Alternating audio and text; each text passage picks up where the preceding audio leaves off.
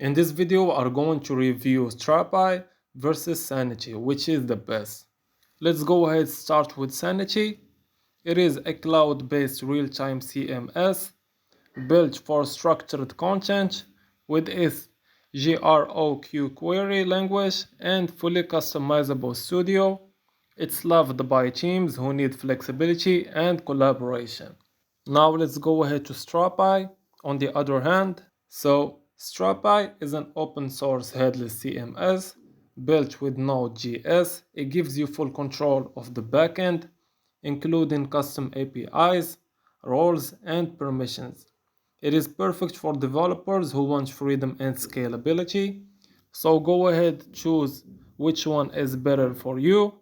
Strapi shines if you want full self-hosting and control, and Sanity wins when speed and real-time updates, smooth editor experience matter the most. So this was an easy and quick process video. As always, thank you for watching.